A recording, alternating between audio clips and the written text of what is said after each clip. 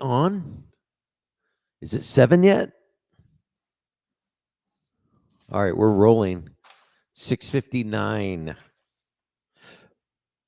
Hey, good morning. Welcome to the Morning Buzz. It is Thursday. What's the date today?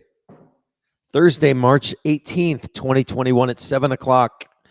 Hope everybody is having a great morning. And we've got a good show today. A little bit different. We're going to replay a couple interviews that have been really well received and watched quite a bit. So I'm going to replay the visit we had with Brent Poppin this morning. I'm going to start that here in a couple minutes.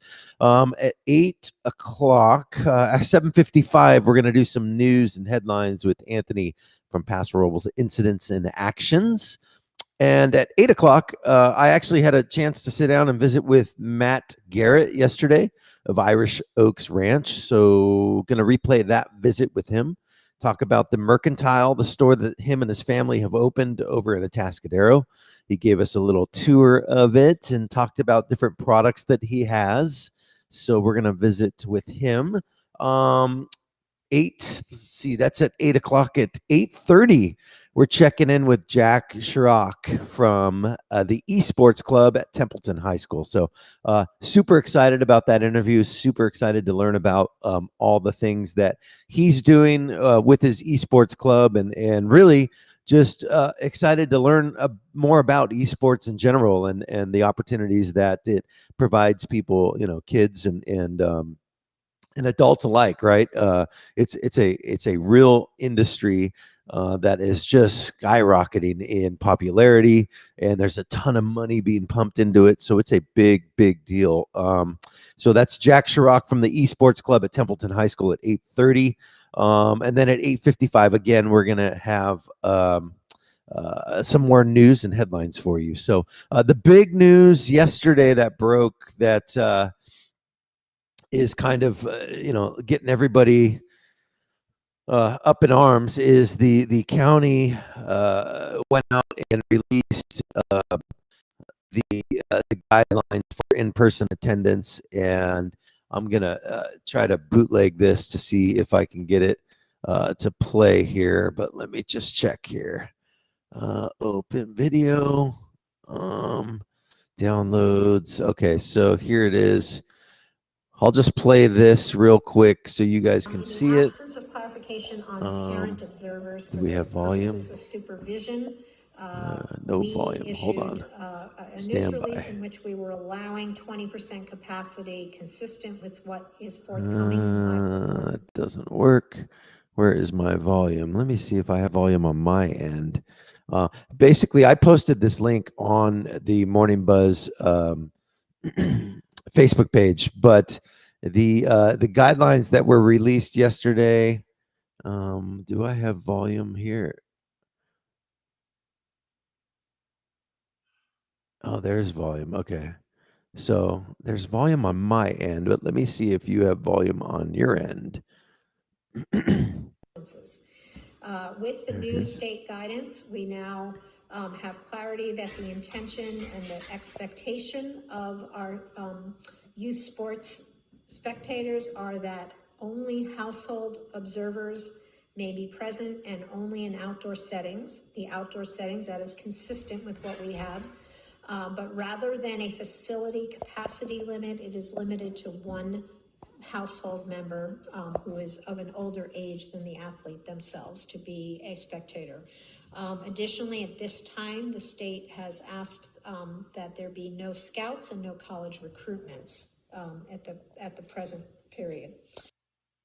So there you have it. It's the county releasing kind of clarification and guidance for spectators at sporting events. And so they are saying at this time, like football, for instance, tomorrow, they're allowing one household member that is older than the athlete to be allowed to watch the game. And so that's obviously a lot different than the 20% capacity or the four tickets per household that we announced yesterday morning, right? With Coach Farley and Coach Crow. That was, as of yesterday, they were saying 4 people in attendance per athlete. Now they're saying 1 person in attendance per athlete. And so we'll keep an eye on this. That's probably going to, as somebody said, it's only Thursday. It could change 4 or 5 times before Friday. So yeah, there's a lot of people that are really kind of up in arms and upset about it, but it is the guidelines. So that's the big news that happened yesterday. So it's interesting that we are making progress. We're seeing all kinds of different things, but it's continuing to go back and forth, and so yeah, we'll keep an eye on it. So again, this morning we're gonna have Irish Oaks Ranch at 8 o'clock. We're gonna do news and headlines at 7:55. I'm going to replay a couple different things today. And I'm going to start with this morning with the Brent Poppin interview that we did last week. A lot of people commented and liked his story. And so I wanted to reshare his story. Today, the weather's going to be 63 degrees, partly cloudy. Tomorrow, there's a 70% chance of rain. Sun sets tonight at 7:13, and the sun is rising as we speak. So good stuff. All right, let's see if I can get this thing going. All right, feel free to hit me up at morningbuzzaroundtown@gmail.com. All you need to do is send me an email, tell me what you want me to talk about, any events, any things that you need me to cover, any news items. If you want to come on and be a guest and tell your story and talk about things that you're doing, please, morningbuzzaroundtown@gmail.com. That's how you get a hold of me.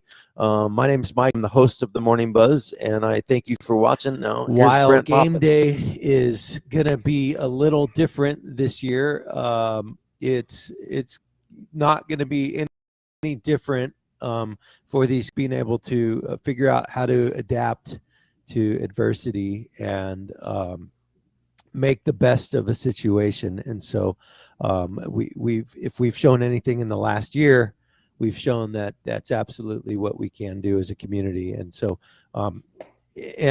somebody that is very near and dear to my heart personally is somebody who is the ultimate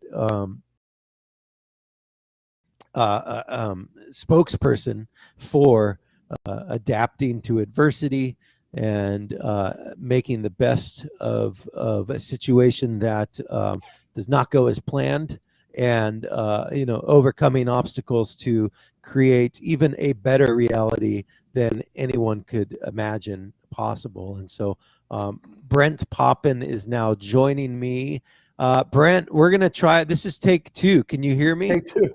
Yeah, I'm good on my end. Awesome. I'm good on my end too. This is the interview that I wanted to have happen on Monday, but Monday was a trial run, and we have a better sound quality, better internet on my end today, which is going to make for more people being able to really get your message and understand your story. So as I've said before, I met Brent through a very inopportune mishap a couple of years ago when my son got in an accident and was airlifted out to Children's Hospital in Madera. This dude in a wheelchair rolls into his room and he says, "Hey, I'm Brent. I'm supposed to visit Noel." And so that's how we met Brent. And he is just one of those dudes that lights up the room that he comes into, and everybody wants to be his best friend, and his best friends want to beat the crap out of him. So, that's what Heather. That's about right. That's what Heather says, anyways. Heather's proud. Yeah. Yeah. So, that sounds about what Heather would say. Yeah, exactly. Yeah. She told me that the other day, actually. She said, "I just want to punch him in the face." I know. That's so funny. And coming from her, that is a huge term of endearment. That's awesome. Fantastic. All right, so Brent, talk about we're talking about adversity, high school sports, a new reality, all of this changing and adapting that we've had to do as a community and really as a country in the last year. go back to square one with you. Paint the picture of what little Brent Poppin looked like growing up in Southern California. Before we get started, can I just give one quick shout out? Please. I know room 209 at Kermit King Elementary is watching your podcast right now. So they're getting ready to do some diagnostic testing, and they wanted to check in and see me on the podcast. So I just want to tell those kids, do your best. Super proud, super excited that kids are back in classrooms now at some extent where they should be with teachers. So I just want to give room 209 a little love from me to a local classroom. So super excited. Do your best today, guys, and we'll see you next fall in person. All right. Good luck, 209. What's Kermit King's mascot? They're a frog. All right. Go Frogs. Thanks for watching. Yeah. Thank you. Good deal. Very cool. Yeah. So for me, I grew up in Long Beach, Southern California. Grew up a baseball kid, and spent my whole life in one house down there, playing baseball at Stearns Park. Then going up to high school at Millikan High School, that is pretty prestigious for baseball. Thought I kind of had my life planned out a little bit. Thought I'd be playing baseball at Long Beach State, being a dirtbag, which every kid wants to be in Long Beach when you play baseball in Long Beach. Playing on Blair Field, we play on all these all-star teams growing up on this big diamond, and you just can't wait to be part of the college atmosphere and playing as a college athlete. And so I felt like my life was heading in that trajectory. And then on February 18th, 1990, when I was a junior in high school, we went up to a place called Hume Lake, which is up in the Fresno Mountains. It was just our youth group with my church, nothing to do with sports. We just went up there to kind of make our circle of friends a little bit bigger. I think there was 1,000 kids or 800 kids from around the state there. Met a kid I didn't know from a different high school. We hit it off, two athletes, and we just decided on a whim that we were going to goof off, do what boys do, and we were going to fake wrestle, a little WWF. And it was just a freak accident. I picked the kid up. We fell over wrong. He landed on my neck. It kind of pinched it and caught it in a funky way and ended up bending my spinal cord up at the cervical level 5, 6, and 7, which is what created the paralysis that started from the shoulders down. And so you were instantly paralyzed. Yeah, and even when I'm still in touch with some of my high school friends, and when we get together, we talk a little bit about it. The way I felt wasn't reality. Like, my memory is laying on my side, not being able to feel any part of my body. I never felt any pain, but I just felt like everything was numb, and I knew I couldn't move anything. And I felt like I was like on my shoulder, tucked up in a ball. But my friends that were there, I was laid out on my back with my hands wide open. So even what I remember isn't the reality that happened. Wow. And so in the moments right when it happened, the kids around you, your friends, Yeah, I think it's tough. I don't think you ever plan on seeing your friend has sustained a spinal cord injury. But I think the way I remember it and the way I was told, everything, they got to the staff right away. But we were up in the mountains. It was February 18th. The roads were closed. It was snowing. So there wasn't easy access. You couldn't get a life flight in. You couldn't get a helicopter in. And it took a while for medical care to get up the hill, the medical care that I needed. And then my folks got a phone call when I finally got to the hospital back down in Long Beach where they were at, saying that your son sustained a spinal cord injury. He's paralyzed from the neck down, and he's never going to walk again. And so there's a short documentary on my life on YouTube, and it interviews my mom and dad getting that initial phone call and what they felt. Mm-hmm. Yeah, as a parent, getting that phone call, obviously the outcome was quite different on our end, but that phone call is a phone call that a parent never wants to get, and I can only imagine. Yeah, I think the hard part was being so far away. On a perfect day, you're maybe 4.5, 5 hour trip to where I was. but with the Grapevine being closed, that got extended out to, almost double what it would have took. And I'm not a parent, but I can imagine those hours, that you went through or my folks went through must seem like days, and you just can't get to your baby fast enough, kind of thing. Yeah, absolutely. Yeah, and so after the accident, you're in the hospital. There's some surgeries. You're transported back to Long Beach? Is that what happened? Yeah, my folks got up to me, after whatever it was, 8, 9, 10 hours, and they were able to arrange a life flight from where I was at up in the Fresno area back down to Southern California to Long Beach Memorial, where I could be closer to my peer group and my friends and my support group. And they arranged that flight, got me down there within a day or two. And that's when I started my rehab down in Southern California. And again, our family didn't, we didn't have any friends in a wheelchair. I never had anyone come talk to me in a class like what I do to students now. So we just didn't know what was possible. So for us, everything just seemed like we were looking at a dark tunnel and everything was negative. There's going to be no more sports. There's going to be no more driving. Who's going to want to marry a guy in a wheelchair? How am I going to go to college?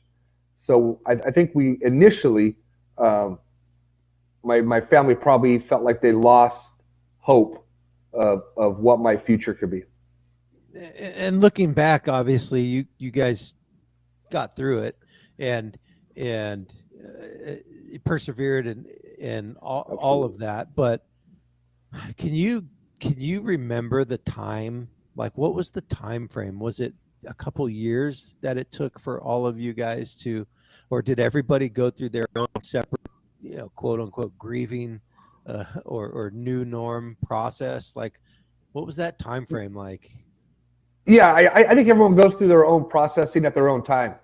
I've been at Children's Hospital for 10 years, so I went through it personally, and then I've been able to see it from a different perspective, and I feel like it's still the same. As a kid, we just want to play. We just want to get through it. I was already an athlete mentality, so they just had to point me in the right direction. And for me, it started off with just my finger moving. And if that's all I could do, I was going to do it all day. Mm-hmm. And slowly, as my shoulders and my arms came back, I just had that drive. I had a huge peer support. I had great family support that were always there to pick me up from when I fail. But I think as kids, the ones going through the initial process, I think we go through it faster than what my family did or my friends did.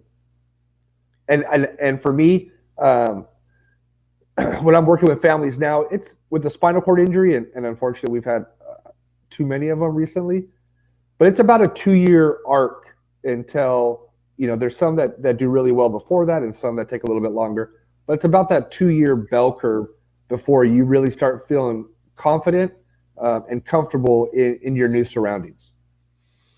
And I would imagine that it's extremely tough on marriage for parents to go through this because they are individuals that have their own process. And so if those processes aren't synced up, but I don't know if you want to answer this, but your parents stayed together through this?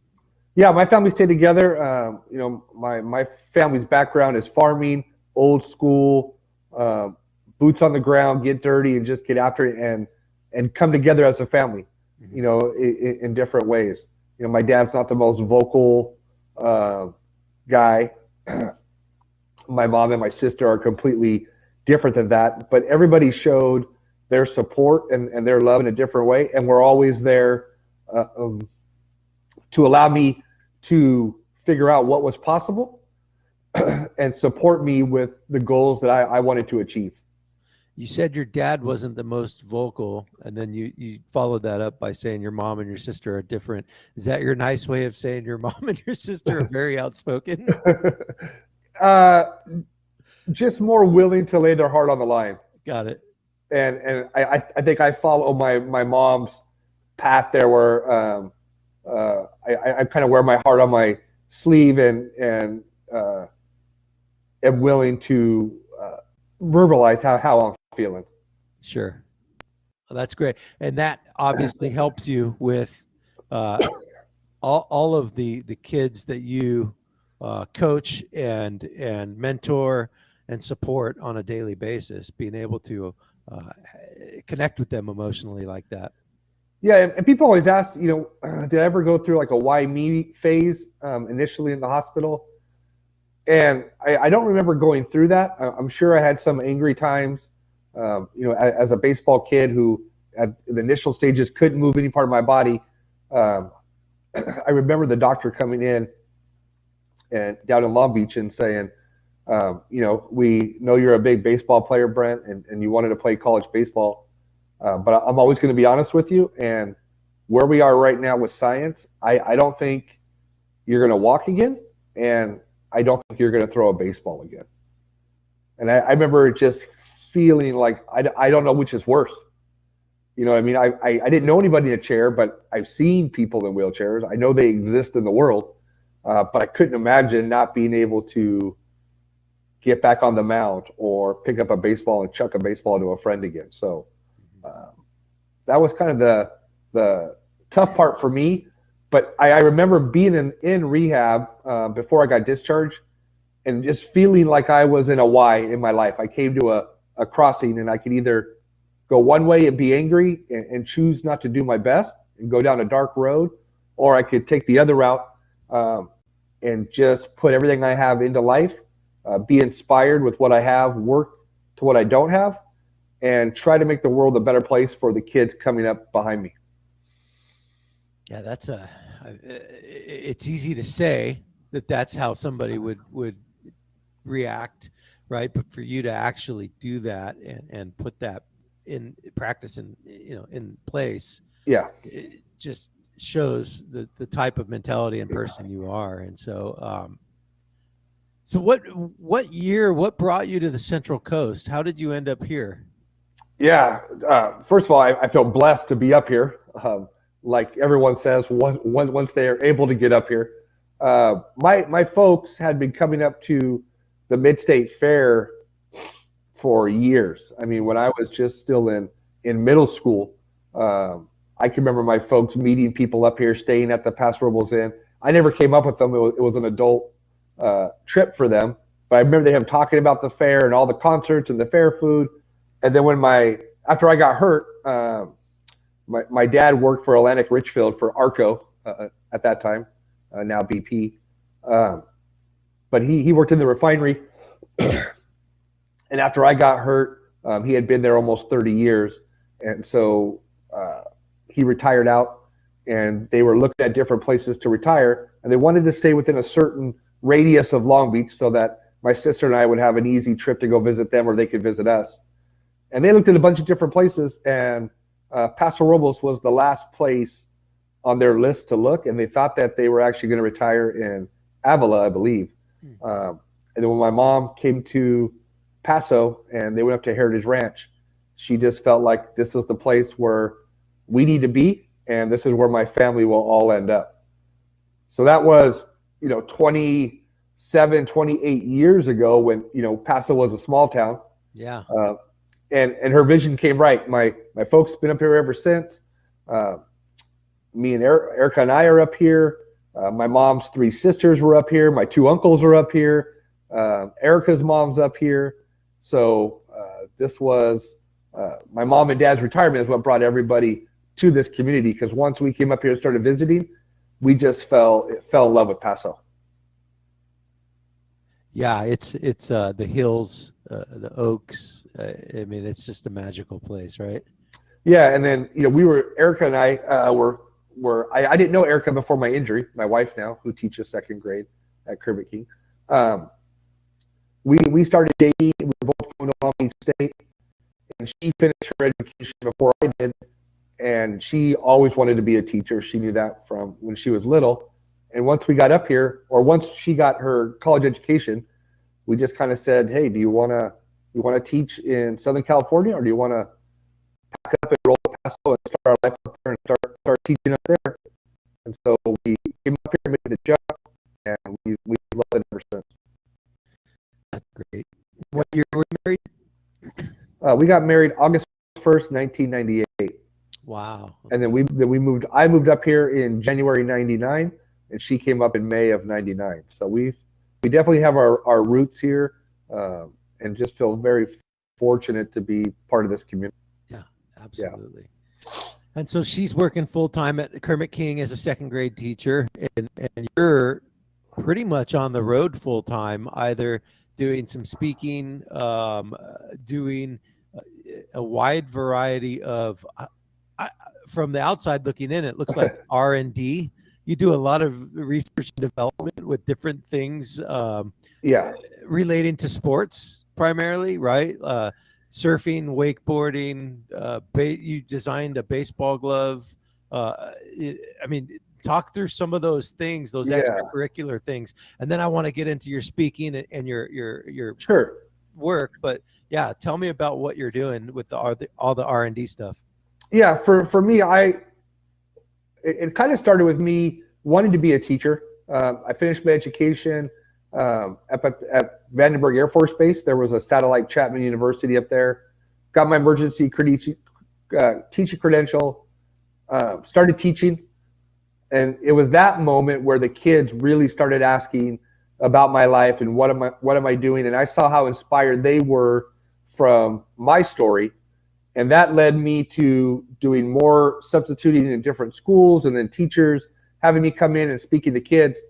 And then it kind of clicked that I need to continue to raise the bar of what's possible. So when I get a chance to speak in front of kids, I can show them what's possible when you're not afraid to fail.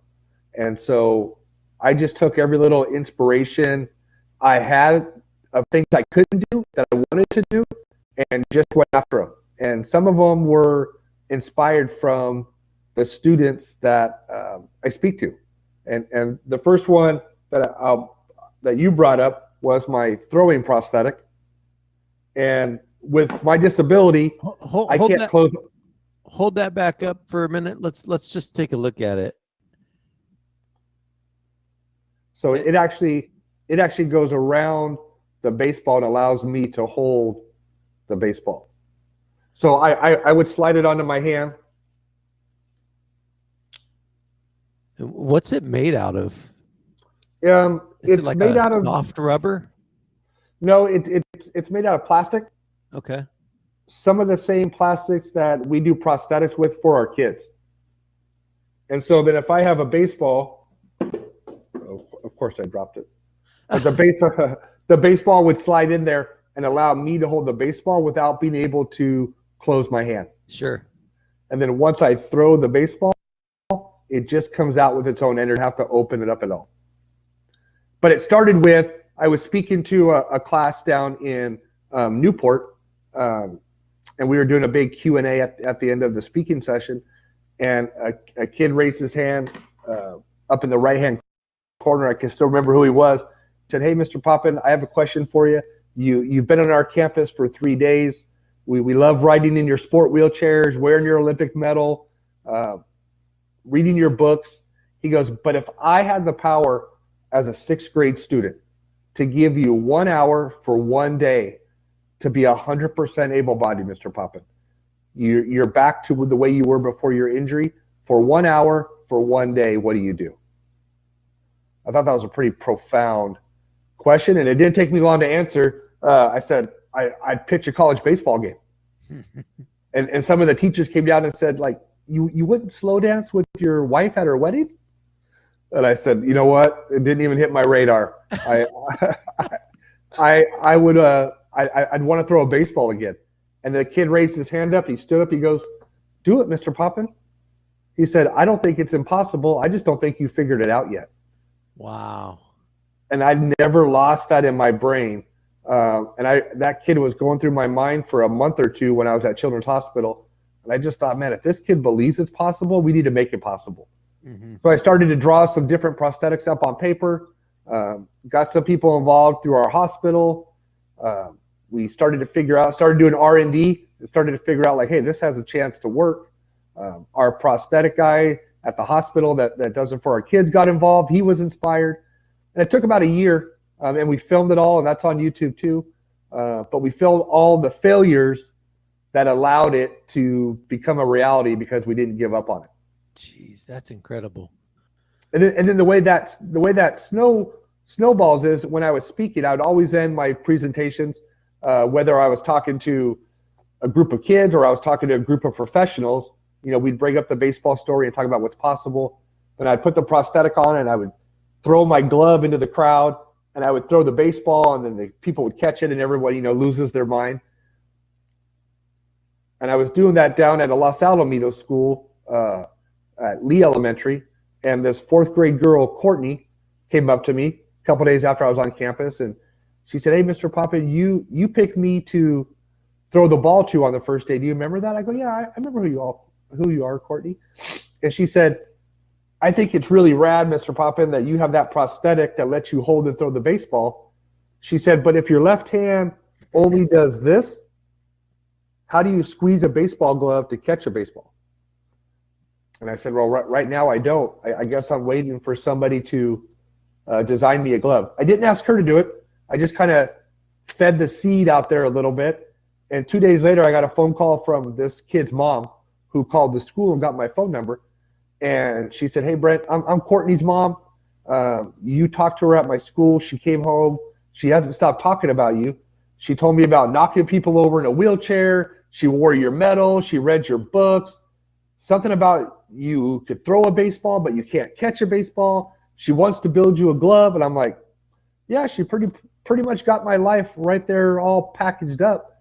And she goes, "Well, what do you think?" I go, "Well, I think you should let your daughter build me a glove." So her mom made it her STEM project for the year and bought her multiple gloves for her to tear up. And the final design she came up with about a year later. The mom called me and said, "Hey, Brent, I think Courtney got your glove down. Would you come down and play catch with her?"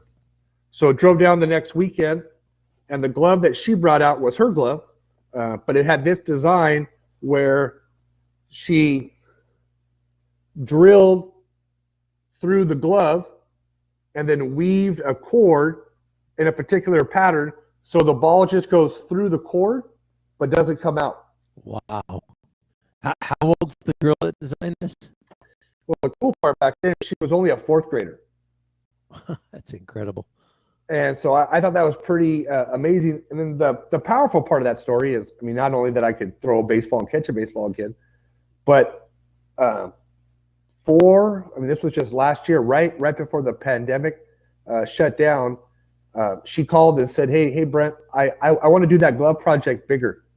I want to make this glove available to kids that play in the Challenger League, kids that have a mental disability and a physical disability, but are playing baseball at Little League. And if they don't have the ability to catch a ball, I want to do this for my Girl Scout project.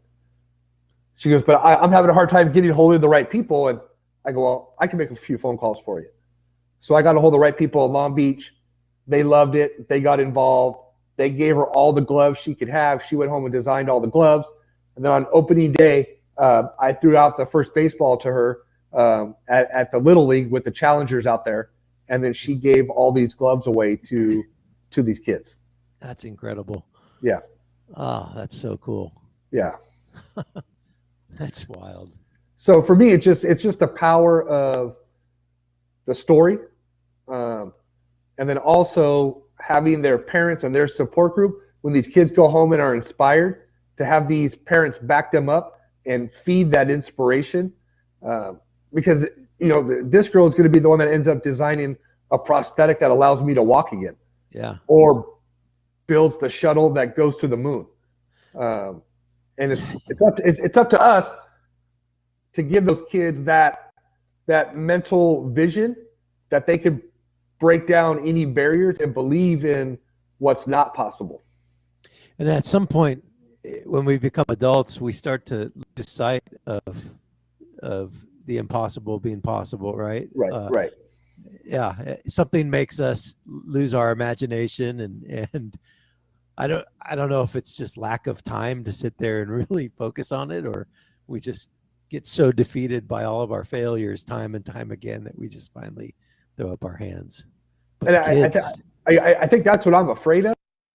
which is why I'm always willing to push the limits and do these projects and do these different designs. And now we're doing this, we're having kids designing me a baseball bat so that I could have a baseball bat, and I'll go back to the schools and play baseball with the kids and have a full baseball game with them, or a surfing project, or all the different stuff that I'm involved in.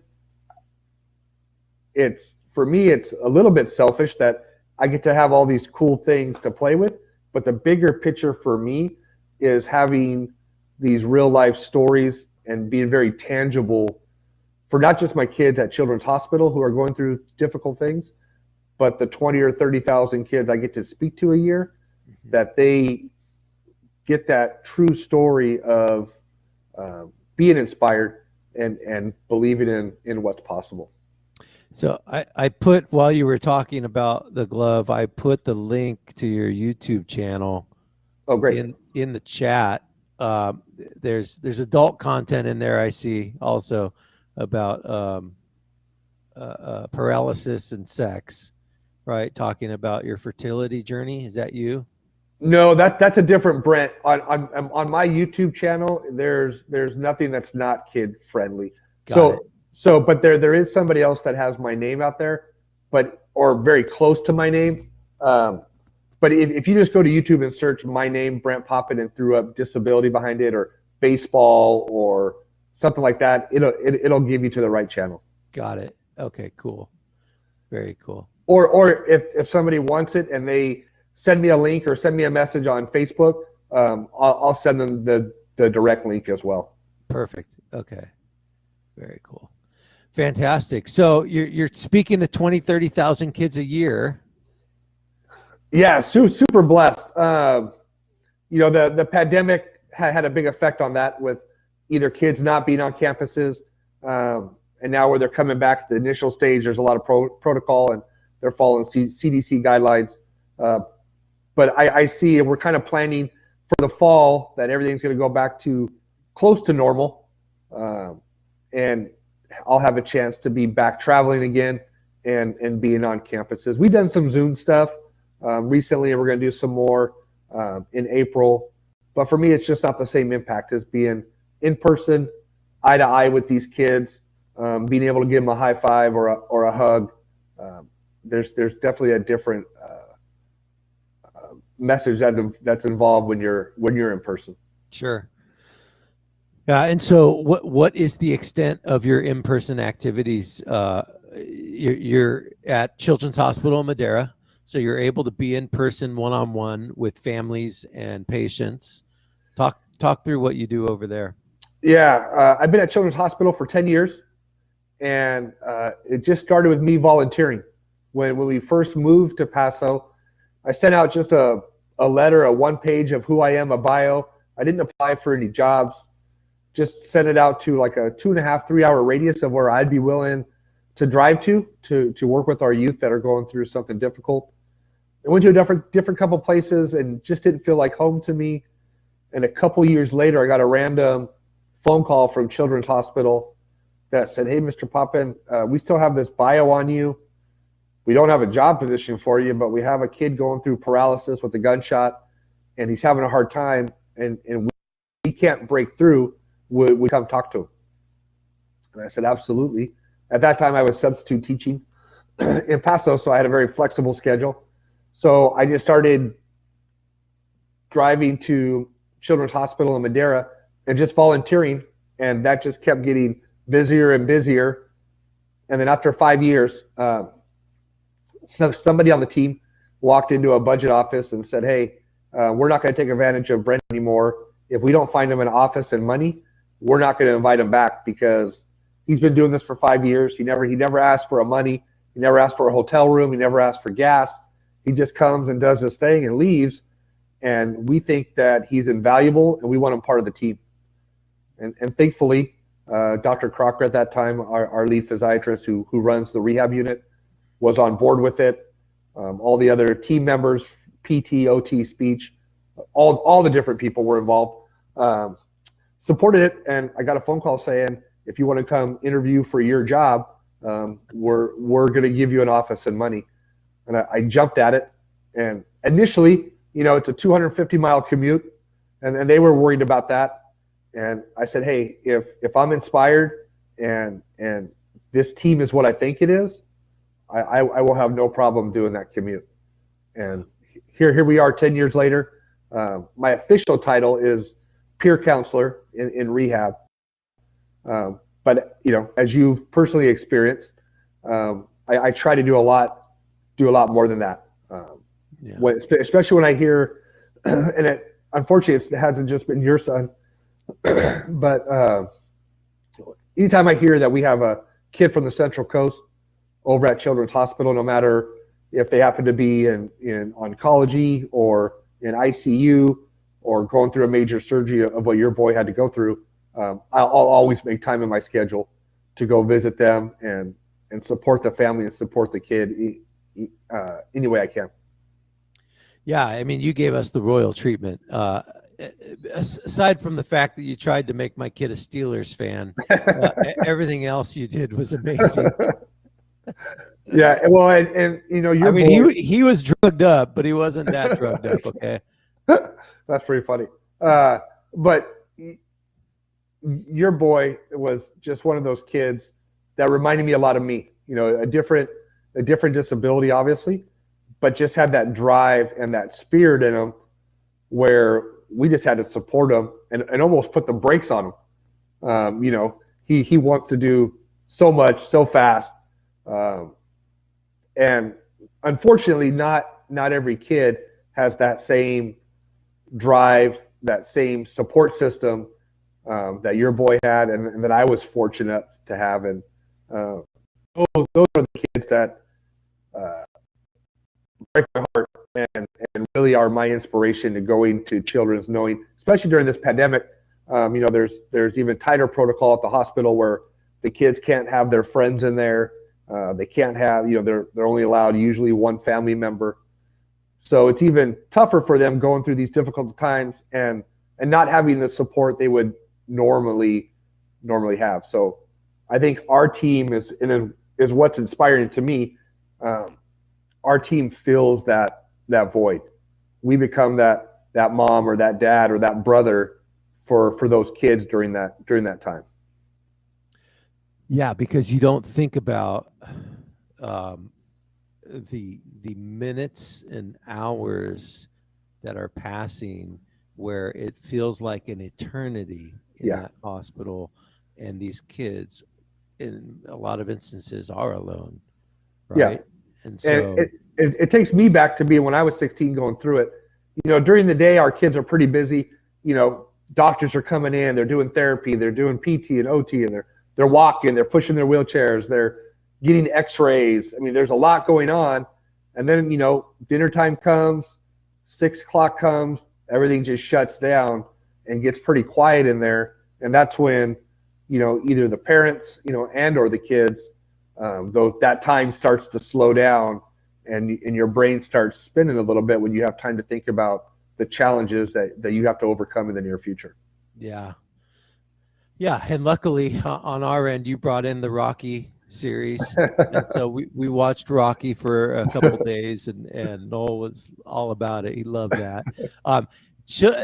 Madera Valley Children's Hospital is literally the Disneyland of hospitals. It's an amazing place. It's top notch. And I'll make a confession. When we were airlifted by CHP to Sierra Vista, the doctor says, okay, we can send you to UCLA, Cottage, or Madera. And I made the mistake of judging, right? Yeah. And I said, Madera, what great doctor wants to live in Madera and Fresno? Why I don't want my kids? And the doctor says, trust me, you want your kid at Valley Children's. And Allison looks at me and she goes, you gotta listen to the doctor. And sure enough, we couldn't have been more fortunate to have been sent over there. You guys, I mean, it's just unbelievable what you guys can accomplish out there. Yeah, and I think a lot of people have that same thought initially. And we do have an amazing facility, and we're doing all these, we're always building on it. We're always building these new things for kids and making it as fun as possible for the kids. But to me, it's really the staff, and I focus on rehab because that's where our family is down there. But, our kids have direct access to us. I get text messages or phone calls from our kids if they're out here on the coast and they've ran into some problems. Our doctors have access to our kids. So I really feel like the special part about it is the bond that our team has with these kids. They definitely become family, and they come back to visit once a year. We do a big party for everybody, and so we stay in contact with these kids. I end up going to their high school and middle school graduations. And so with the pandemic, and the Children's Hospital has been a big part of getting families vaccinated, not just our staff, but our extended families. So all these families and extended people in their lives that have never been to Valley Children's are now coming in to get vaccinated and walking around a little bit and seeing what this amazing place is. And I think they get a vibe for the spirit that's that the hospital represents. Yeah, I actually I ended up connecting with the CEO on LinkedIn after my son's accident. I think his name's Todd Sunderpack. Yep. Is he Yep. still there? Yep. And just shot him a thank you note, and he responded to me within 24 hours. I mean, and leadership from the top down, right? I mean, it shows that his leadership trickles down, and every level of staff at that place, all the way to the barista at the Starbucks on site. I mean, it's really cool. It's humbling. And I can't even really put it into words, but I feel blessed every time I run my key card through the main door and it opens for me. Like, I have kids that ask me to come be with them at 11 o'clock at night if they're having a surgery or they're having an MRI and they're scared, and the parent can't be there. And so, whether I'm on the clock or not, the door's open for me, and I get to be there for those kids. So it's, and just a little insight on what makes it special. Like, the hospital just eats 100% of my salary. So, I don't bill out like a therapist or a psychologist or a doctor or a nurse, So the special part about it is the team, from our team all the way up to Todd, feels like what I do has a big enough impact where they're willing to just eat the cost of me being there. And I don't know of any other children's hospital that has a position like mine. That's great. So, and I wish there were more. It sounds like there's an opportunity there to become a consultant for other hospitals. Yeah, I think the tough part, just like you said earlier about when you're an adult, you don't always kind of see the light through the trees kind of thing. And I think it's hard for some doctors or some staff members to think like, we're going to create this position that's going to take a lot of work, it's going to take money, and they're not able to see the end result of what that impact was. And so fortunate, and just to give a more love to Children's Hospital, when I started going there, I just would, if I was working like 2 or 3 days in a row, I would just get a room in the cheapest part of Fresno. I would price line it for $30 or $40. Sure. And as long as I could see my car, I felt safe. And so I would just get a room at a very inexpensive hotel in a shady part of Fresno. And I was doing that for months. And then Dr. Crocker, our lead physiatrist, found out what I was doing. And she said, yeah, that's not going to work for me. Why don't you come spend the weekend with our family? You can meet my husband. He played football at KU. He's a big meathead. I'm sure you guys are going to get along. Yeah. I have 4 kids. and we'll just kind of see how you fit in with the family, and we'll make some decisions from there. So I just went out there, met the family, met the kids for a weekend, hit it off as Mr. Brent, and they ended up giving me a room at their home, and was able to start staying at their home multiple times a week when I needed to do back-to-back days at Children's Hospital. So That's crazy. it's not very often a doctor will open up their home to a new staff member that they didn't know, and allow them to become part of their family, and it's changed my life. Well, and that's the type of doctor that you want with your child is a doctor with a heart like that. Right? Absolutely. Absolutely. That's phenomenal. Hey, I'm going to have you back because I feel like, not only does everybody need to hear your story as much as possible, just the message that you have, just somebody posted in the comments. Thanks for bringing Brent on your program. Incredibly inspiring. We all need this message. And so this is what the show, I want it to be all about, right? Is just positivity and motivation. And that's something that you exude with everything you do. And so I put your website down below. It's hugsbybrent.com. And on the site, I think you can order the books. Yep. We've got books available on Amazon. Let's see if I can share this screen here. Where is my screen share? There we go. Share. Yeah, one is my autobiography, and one is a children's book, Grade Boy in a Wheelchair, starting at a new school. Yep. Yeah, there it is. So it's hugsbybrent.com. So here's the books. There's also a link to the film that you were talking about of being able to create the contraption that helps you pitch the ball. Yep. That's on there. There's a bio on there. There's also some opportunities to book you. It looks like we can get a hold of you there. For sure. So cool. And we're just finishing up a surfboard project. So the next time we're on, maybe that'll be complete, and we're putting together another short documentary about a second grade girl, first grade girl at the time, who had it in her mind that she wanted to design me a surfboard, and the surfboard community jumped behind this project.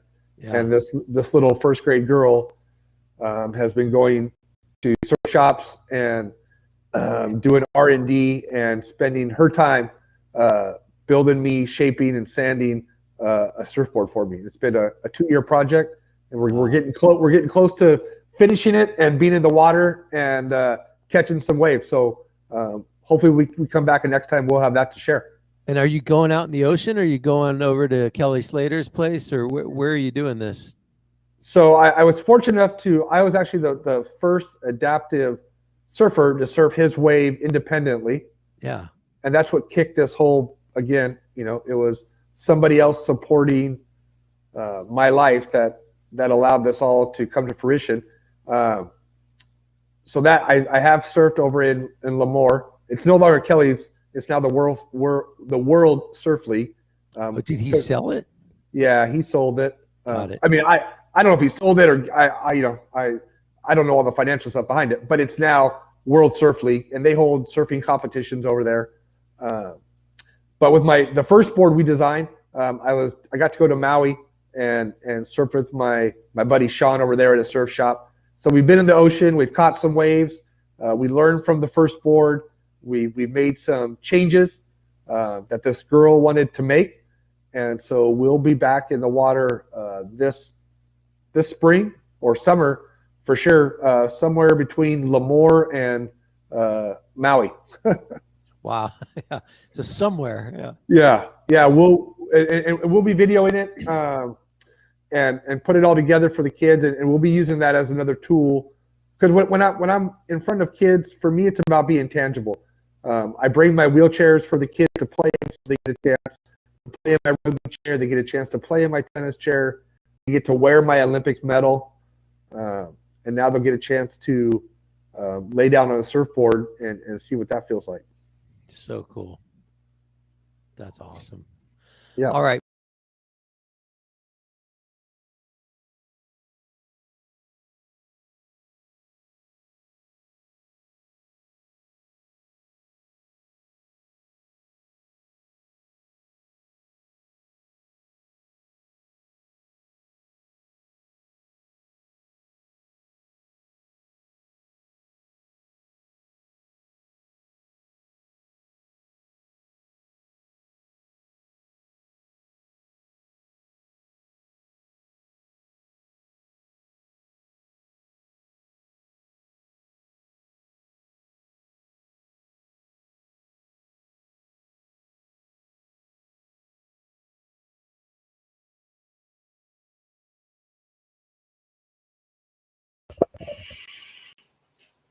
Mike, I can't hear you.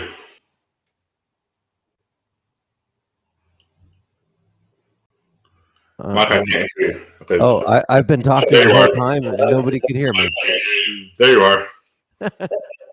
All right. Well, I was just saying what a great guy Brent Poppin is, and that was the interview that we had with him. We also have a call into Coach Farley to learn more about the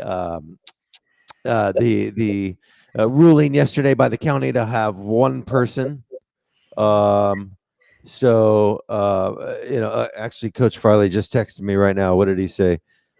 He says he's trying to figure out all of the changes and won't have any answers before the show's over. So as we get answers today, I'll stay on top of that. But what else is going on in the world of the North County news? Anything happen overnight? Yeah, a couple things, but I just want to just share this real quick with you, Mike.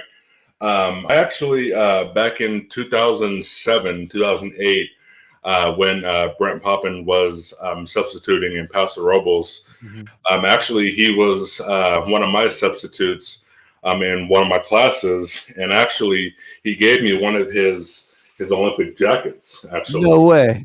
yeah. So I wanted Wow. so I wanted to come on here and share that.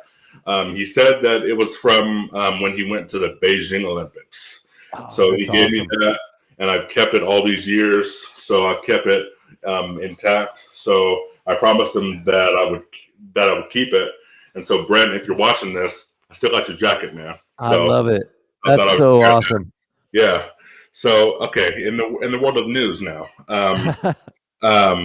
there was a vehicle rollover yesterday in the area of Pirates Cove. That's in Avila Beach. A vehicle, for unknown reasons, was trying to go up a steep hill and evidently rolled back down and rolled several times. There is unknown the extent of the driver's injuries at this time.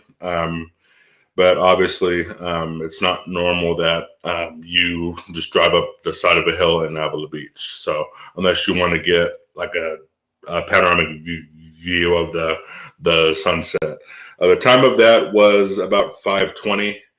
So that was right around sunset time. The sunset's on the beach around that time. So that's probably what that person was doing. But like I said, it's unknown the extent of their injuries. So and also at 4:30 this morning, the Paso Robles Police Department responded to a non-injury traffic collision involving a semi in the area of 24th and 46th East. The officer actually spotted the vehicle, or the semi truck, leaving the scene of the accident, and caught up with that individual to see what was going on. And the person was not DUI or anything; didn't have any injuries, so that's a good thing. And there was about 100 gallons of diesel fuel that leaked out from the diesel truck, and so CHP and Caltrans were cleaning that up as of the last couple hours. So, Got it. So just be careful if you're driving in that area. So, Okay. So Yep. that's 46 and 101 interchange. Yeah, Highway what- 46 at the 101. Yeah. Got it. Okay. Anything else Yep. happening? Pretty quiet night. According to CHP,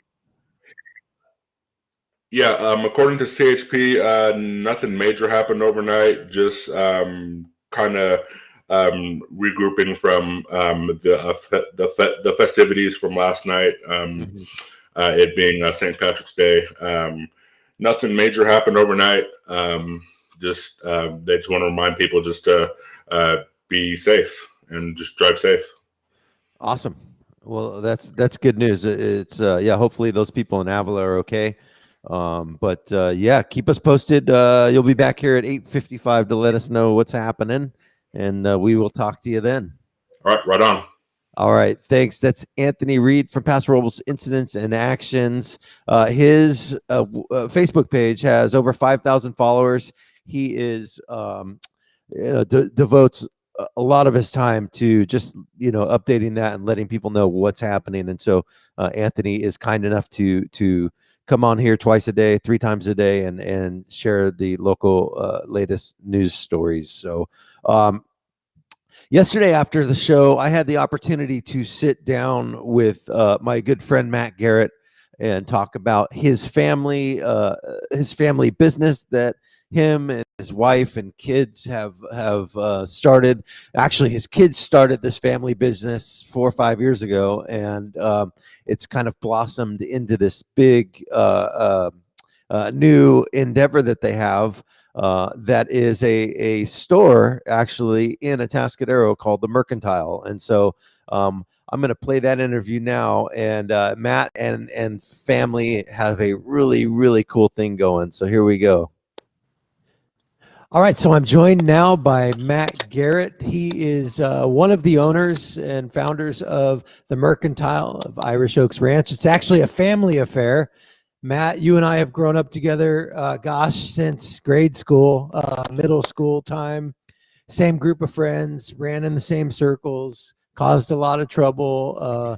There might have been some squirt guns and water balloons and mailboxes being exploded or whatever around the neighborhood back in the late 80s, early 90s. But welcome to the show, Matt. Hey, thanks a lot, Mike, for having me. This is great to visit with you virtually. Oh, I lost your sound. How do I not have you on? You there? I'm here. Can you hear me? Oh, I can hear you. Okay. So this is the beauty of a live stream show, is that you never know what you're going to get when it comes to the technology. So you heard me, right? Yeah, I heard you loud and clear. But yeah, like I said, great to visit with you virtually. And one of these days soon, I'll be coming over to visit the whole Brady family. Absolutely. Yeah, we look forward to having you. And we actually to be the recipient of my wife make in our freezer at any given time that we make the bone broth with, and then also the goat milk we use on a regular basis. So how's things going? You guys got a new endeavor? Yeah. So this last year has been crazy in different ways, just like it has for everyone. But our business has kind of expanded. Our kids took the opportunity, being home from school, to really get after it with their business. And so if the pandemic taught us one thing, it was that people like to eat and they like to wash their hands. So we happen to be in the business of both. And so as of late, we've opened up a little storefront here in Atascadero. It's called the Mercantile of Irish Oaks Ranch. It's been great. It really kind of was born out of necessity to get the kids out of the house with producing their products. And so originally we were looking for a space to do that. And retail, as we all know, the economy was kind of hurting. So we were able to get a retail space at a fairly reasonable cost and just took advantage of it. So things have been working out well. And so the company started, it's actually 2 different things, but it's morphed into one big thing, right? And so it started as, well, it's actually 3 things. Yeah. So you've got, I guess 3 lines or brands, right? You've got the Mercantile is the brand that's actually your brick and mortar. You've Correct. got Aiden's goat milk soap, which is I actually four now that I think of it. Yeah. Aiden's goat milk soap. You've got your daughter Emma's got something. What's that? The name of that line? Her company's Farm Girls Lotions and Potions. Farm Girls Lotions and Potions. Okay, and then Yeah. we've got Irish Oaks Ranch, which is actually the meat products. Correct. Okay, and so all of those are kind of being peddled out of now the Mercantile. That's which is right. Yeah. Yeah. awesome. So basically we regrouped everything and got it under one roof, if you will. And then that way our customers can come see the product in person rather than shopping online. So here at the Mercantile, it's basically a showcase of everything we've been doing over the years. And it's really pushed us to even do it better. So it's pretty cool. And so what we'll do kind of today, just for the sake of time, what I want to do is, because you guys are now open, ready to take business, and people have been coming in and out over the last few weeks, I want you to kind of give us a little tour, walk us around the store, show us some products, and then in the coming weeks, we'll deep dive really the products itself and Aiden and Emma, and kind of dive into their story, because the backstory of how they got even involved in this and what it has turned into is a whole story in itself. So yeah, absolutely. Well, I'm going to do my best to give you a tour. Let's see here. I don't know if I can flip screens on this or not, but if not, I'll just have to flip around my phone. So yeah, essentially we're located in downtown Atascadero on El Camino Real, 7425, right next to the Golden China. Okay. And so, like I said, out of necessity, we needed a place for the kids to make their products. So I kind of converted this formal retail space into kind of a manufacturing / retail. So back here is kind of where their work area is. This is where they produce all their soaps and lotions and cool stuff. So kind of a couple 100 square foot work area.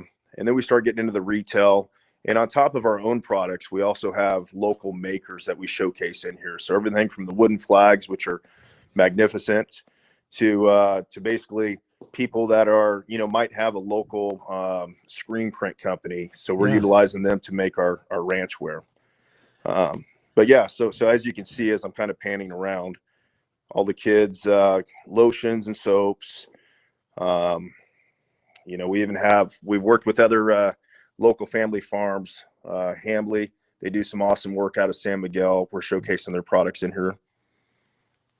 That's great. So really, if perfect example, my wife and I went in there the other day. My daughter was putting together a gift basket for a friend's family, and so she obviously took some lotion, she took some chapstick, some soap. Most everything that we grabbed was made by your kids. Yeah. And that's all stuff that's available there, kind of in stock. You're producing it regularly. Correct. Okay. Yeah. And so obviously this is where they make and produce. They have a pretty strong online presence. Mm-hmm. And so we ship throughout the world their products. So this is basically the same stuff you're going to be getting online. It's as fresh, and it's as fresh as it can be. So it's pretty awesome. A lot of good feedback on it. You walk into this place, it's like walking into a candy store. It just smells wonderful with all the different scents and stuff. So I'm sure you noticed that when you came in the door. Oh yeah, absolutely. The one that I'm on right now is the lavender soap. I just love the smell of that lavender. It's amazing. So well, it's a natural relaxant, so I'm sure it's just soothing your mind. Oh, then I just need to breathe it in regularly. Yeah. Awesome. Okay. So the plans for the Mercantile, what are your store hours right now? So store hours are Tuesday through Saturday from 11 a.m. to 6 p.m. Okay. Yeah. Okay. And in addition to the retail, we're going to start offering some classes to kind of show people kind of how to make soap, how to make candles, that sort of stuff. So we'll have two types of classes. We'll have kids classes, which will be very, very basic. Mm-hmm. And then we'll have something special for the adults. We're teaming up with a couple of the vineyards, and it'll be kind of like a sip and paint, but the adults come in, have a good time with their friends, learn how to make candles, sip some wine. That's just going to be a good thing. Yeah, that's awesome. And so it's Tuesday through Sunday you're open. Tuesday through Saturday. Yeah. Or through Saturday. Okay. Yeah. And if I wanted to make sure I plan my trip around being able to watch the kids actually make their products, I mean, do you guys have a set production schedule, or is it just kind of like any waking moment when they don't have school and Right. homework, they're in there? Yeah. So it's pretty much any waking moment right now. The kids, they got some pretty big orders to fulfill. They're working on a 1,700 bar order that's going down to San Diego. So if you guys want to come in and see them work, they'll be working the next week and a half just on that one order. So That's so cool. And so that 1,700 bars, is it one type? no, it's a few different types. So and as we'll probably get into in the future, they've teamed up with an author and kind of a big name, and so they're making soap called Jocko soap, Trooper soap, Killer soap, some cool things, and it's going down to San Diego to fulfill out of their online store. Okay. Yeah, I know that in the past that Aiden's kind of growth was kind of catapulted by him teaming up with this guy who just really stumbled randomly across your guys' products, right? Yeah. And just became a huge fan Right. of it and a champion of it. And then obviously his fan base helped Aiden just kind of kick it into overdrive. So Yeah. No, it was a pretty good blessing, and so Jocko he discovered Aiden's story, his product, and he shared it with the world, and apparently other people like Aiden's story, so they're supporting him. So it's great. yeah, no, it is an awesome story. And talking with Aiden the other day, he was, at Templeton. Our kids are in Templeton schools, and we talk about all the different programs and activities and clubs that are available to these kids. Well, Aiden's got his own club that he and his friends started at Atascadero. They're doing an entrepreneurs type club, right? That's right. Yeah. So him and some of his friends decided, hey, let's share knowledge, let's network. And so I don't know, I think a pretty bright future for these kids now. Everybody likes to bag on them, but I'm looking at them, I'm going, I think we're in good hands. Yeah, for sure. He's 15. 15, yeah. Yeah. So at 15, and he's got that kind of real world experience with trial and error and failure and success and sales and accounting and all kinds of things that go with it, and balancing that with life, right? Right. Yeah. Aiden, he's also involved with actually Templeton 4-H. He's the president of Templeton 4-H, as well as he's playing JV water polo, and as well as JV swim right now. So the kid, he's going to bed tired. Yeah, for sure. Well, that's great. And then on top of that, he's taking care of live animals that are helping him produce his product. It's going to get busy here soon. So we're having baby goats in about 2 weeks. And with that comes milking mama goats, twice a day. And so that day starts out about 5:15 in the morning. So he's going to be up early to bed early. So yeah. And so for those of you watching, just so you know, Matt gets a lot of the credit, but really Melissa behind the operation, behind the scenes, is the one that is really, Matt gets to go play firefighter 4 days a week, and he leaves his family, and Melissa is actually running the show. She's the backbone. Yeah, how she keeps her beauty together, I have no clue. So right, it's exactly. Awesome. Yeah. But no, I know that you're doing double duty as well, balancing career and obviously supporting your family and the kids and everything that they got going on. So it's hard work, but no doubt it's been awesome because it's helped me grow as a dad and actually kind of spend time with my kids. I mean, I'm realizing Aiden's going to be in the house for 2.5 more years. That's it. Yeah, and then he's gone. Yeah, for sure. Hey, do me a favor. I was in there and I noticed you had a chalkboard that had different cuts of beef and pork, chickens. That's probably changing daily, like what's available. But could you just pan over to it? Yeah, I'll pan over. So this is kind of our basic boxes, but we do specialty boxes as well. So that's pretty much everything we offer. We offer 4 different species of animals, and they're all pasture raised, good quality stuff. This is the same stuff that I feed my family. Mike, as you know, I've been involved with ag for many of years, starting out at Paso High. I was really involved with FFA over there. And so and my wife, she's an animal nutritionist by trade. So it's we're producing what we feel is the healthiest and best tasting product out there. Yeah, for sure. And I can vouch for that product. Like I said, the bone broth that we produce from your bones is amazing, and we use it in soup. We drink it like coffee. We use it in different dishes. I mean, it's just absolutely amazing. So that's why you have no wrinkles, my friend. I need to start getting on that bone broth. Tell me about it. I'm gonna use it in my Irish stout beer today. It's St. Patty's Day. We're recording this on Wednesday, right? Because you've got a busy week, but it's gonna actually air tomorrow, which is, if you're watching now, it's today, Thursday, right? It's really confusing, but all right, so I guess what I can wrap up with is we've got an ever-changing supply of Irish Oak Ranch meat available, poultry. So the best way for us to kind of get up to the minute, up to the date information on that is to pop into the Mercantile, look at the board, maybe some social media, maybe a web page. Yeah. So Facebook, we're at it should be Irish Oaks Ranch Com. And then on Instagram, we're at Irish Oaks. Okay. And so, and we update that constantly. You know, beef, we're pretty lucky to have a very good supply of beef.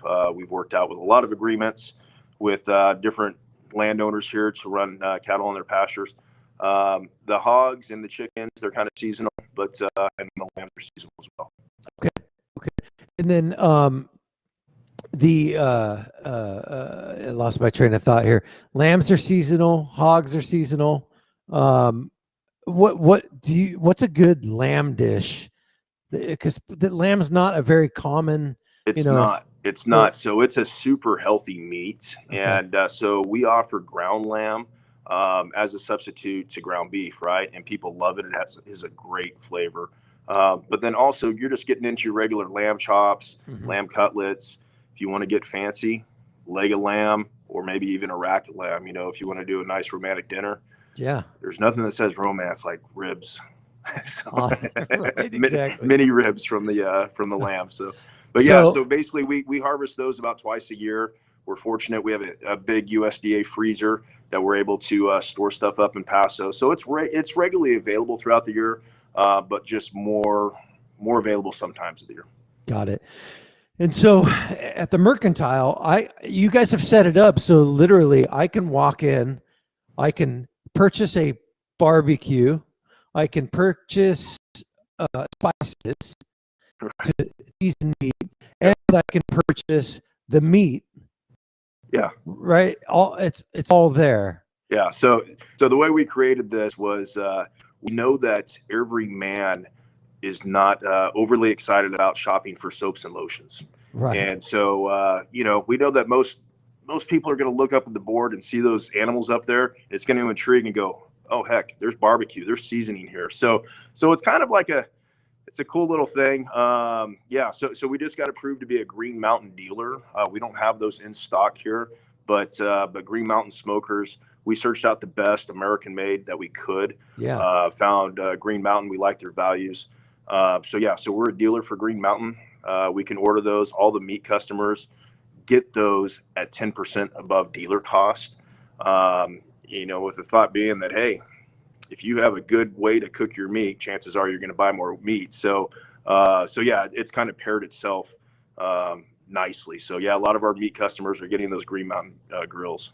So is there any chance that at some point in the near future, I might drive over to the Mercantile on a Saturday and see you cooking in the parking lot with one of your Green Mountain? There might be something even bigger than that. So a couple times a year, we're talking about getting a food truck out here and just having just a showcase of Awesome. Irish Oaks Ranch meats. And and it's just, you know what, this is bigger than just selling stuff. It's kind of, I want to get the community out, get people to gather, have a good time. I think everybody's got a little COVID fatigue being locked up. So, Sure. So now's the time to, when things get sunny, outdoors are nice, we're going to definitely be grilling up some meat for sure. I like it. I like the sound of that. And of course, you got to have live music. Yeah, I might know a guy. So Yeah, maybe. I think I've heard somebody in a band, but well, cool. Hey, so I got to record an interview with Irish Oaks Ranch on St. Patty's Day, talking to another Irish guy. It doesn't get any more Irish, so no. so cool. All right, Matt. I'm gonna edit this segment, and then I'm gonna actually make sure that I share your Instagram and Facebook profiles on this, as well as the website in itself. So cool. Well, I just want you to know this is a community platform. Anytime you want to get on, spread the word about anything going on, by all means, this is your platform too, and you Okay. guys are more than welcome to use it at your discretion. Yeah. But yeah, we're excited for you, and it's you know, it's a super positive thing you're doing with your family, and Yeah. we're all about positivity and community, just like you. So thanks again for sharing your story. Anything you want to leave us with? No, man. No, this is great. I'm just happy to just kind of be part of this, because it's I feel pretty fortunate, to be honest, because For sure. I know you're going places. So Jeez. Well, I appreciate it. all right. Thanks a All lot, right, Mike. man. Thanks. See ya. Yeah. All right, that was Matt Garrett, Irish Oaks. Okay, so I've got his Instagram page up right here, or their Instagram page, and so it's Instagram.com/Irish Oaks, and you can see just some cool pictures. There's Aiden right there, and these kids have just been kicking butt with everything that they got going on over there. Yeah, so the store's open now. My wife and I were in there on Saturday, I believe, and we were able to buy a few things. And the soap is phenomenal. So yeah, I just, if you haven't been in there yet, definitely worth driving down to Atascadero. I know it's Atascadero. It's you know, we try not to showcase things of A-Town too much, because I'm a Bearcat, but it is a bright spot in Atascadero. So that is Irish Oaks Ranch and their new store, the Mercantile. So very cool. Congratulations to Matt and family. That is awesome. So all right, it's 8:22. We've got a big interview coming up with Jack Chirac. Is the esports club member that's going to represent the esports team and club here this morning, talking about what they've got going on, which is really cool.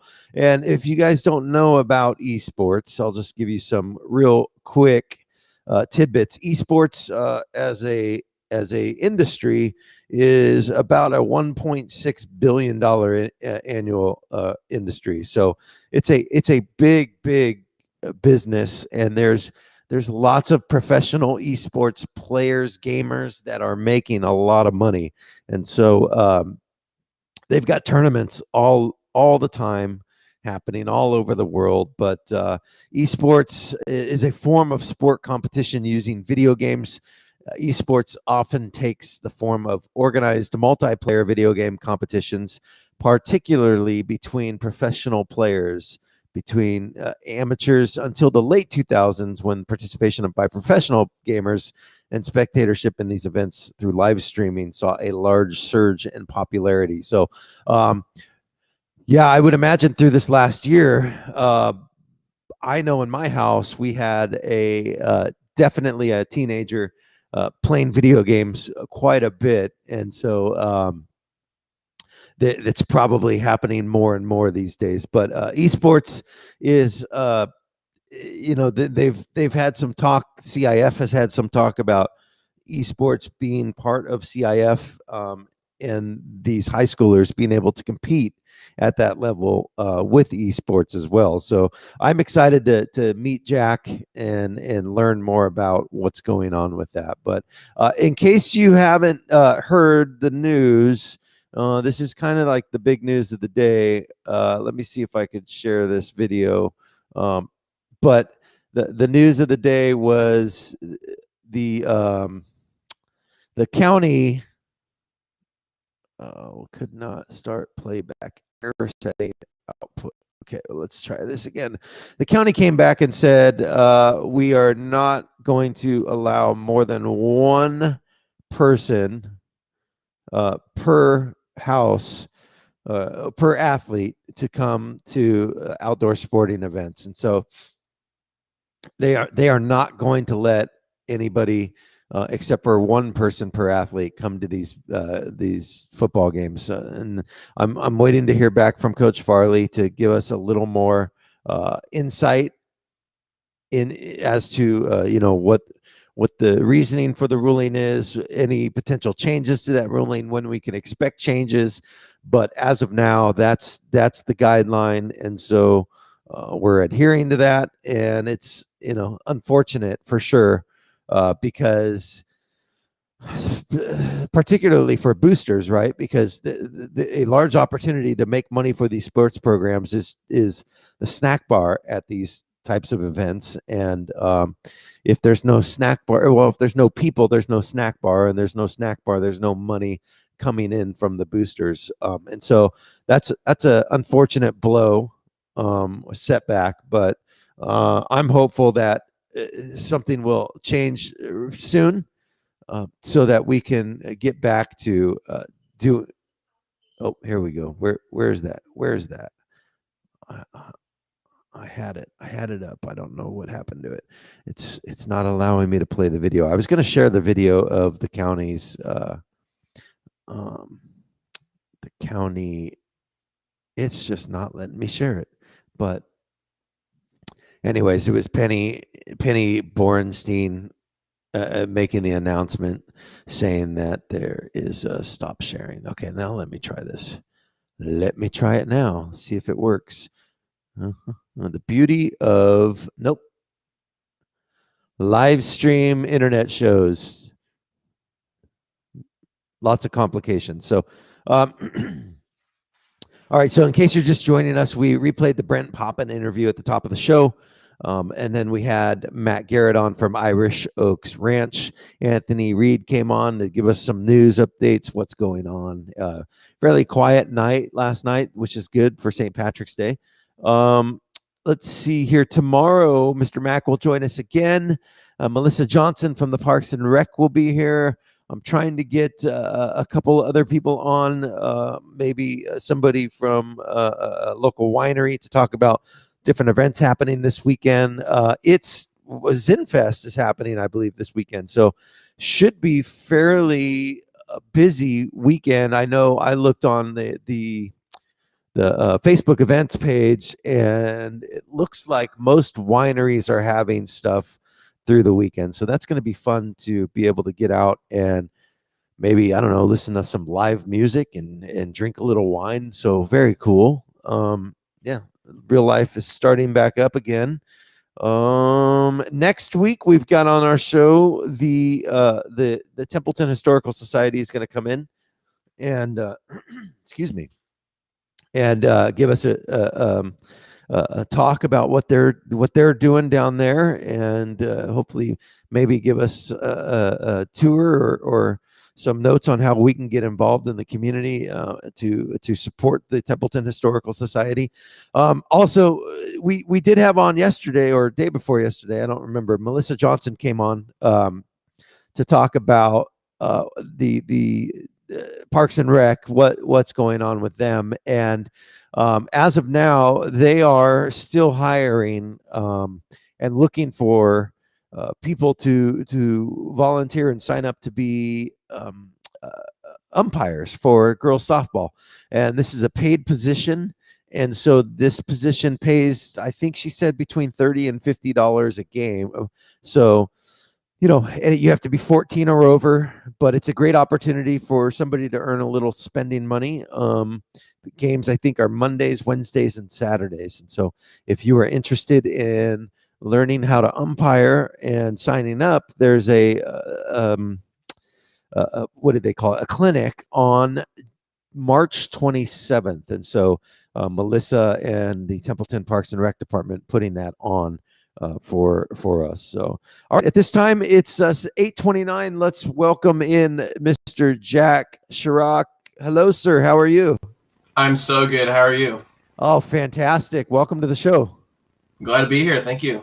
Yeah. So here we are. You're a senior, right? Yeah, I am in these strange times. Right. Yeah. So are you cohort A or B? I'm B. It's kind of notoriously been the less active cohort, but that's okay. I'm making do. Okay. Okay. Well. So tell me, what was it like getting back on the campus? Oh, getting back on the campus, I actually had a free period first, so I didn't get the nice welcome and I didn't get a complimentary mask. But that's okay. Each of my classes only had 6, 7 people in it, so I honestly liked it. It felt more like one-on-one. I felt more attentive almost, especially in my math class, believe it or not. Oh, wow. That's interesting.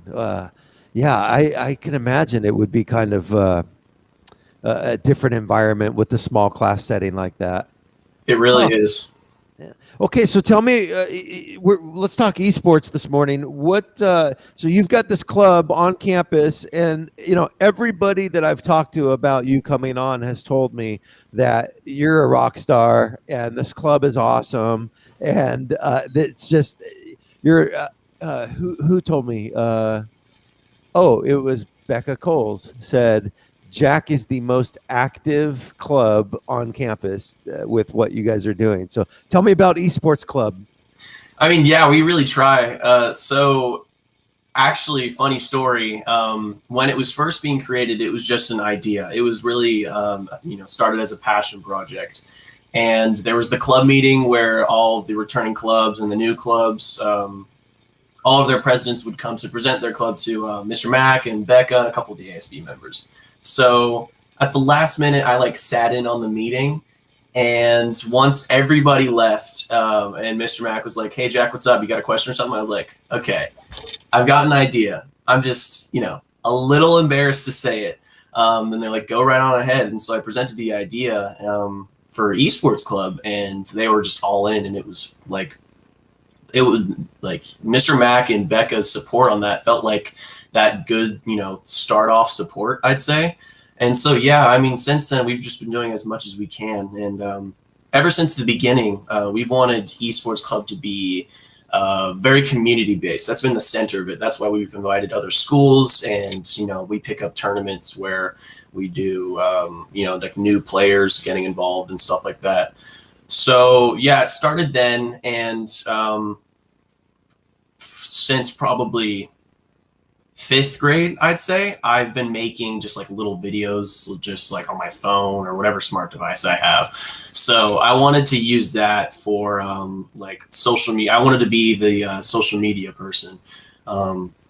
So yeah, all of a sudden, I just switched the work ethic switch on and just went full on grinding. And so basically, for people that don't know, esports is competitive video games, and where people can compete in a certain video game with certain rules, a certain bracket for prizes, whatever people want to go for, and whatever we decide to make the actual prize.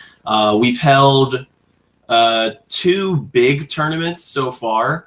As you can see on the screen, yeah, that's the bracket for the most recent event that we did, which involved Templeton, Paso, and Atascadero. We had 8 teams there, and it was super, super fun. I commentated the whole thing and invited a bunch of people on, and the winners got $100 for a prize, and it was super cool. All right, so I'm going to stop you right there. So we've got 3 schools competing in this tournament, and the 3 schools had a total of 8 teams, right? Yeah, out of all the 3 teams, there was 8 total teams. Okay, so basically every school has 2 teams or 3 teams. Yeah, give or take. And are you playing one game, one type of game, or? So per tournament, yeah, it's one type of game, but the club itself does all different types of games from various different platforms. And so how do you guys determine which game you're going to play at the tournament? Well, after we finish an event, we kind of go into brainstorming mode.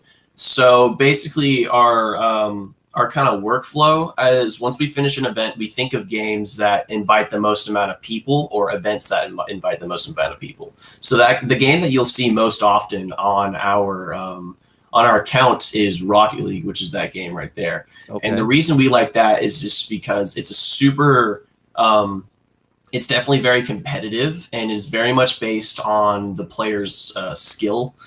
So, and it's also cross-platform, meaning anybody who has, you know, like a PlayStation or an Xbox or a computer can play on the same thing. So we usually choose things that are cross-platform or that a lot of people want to see.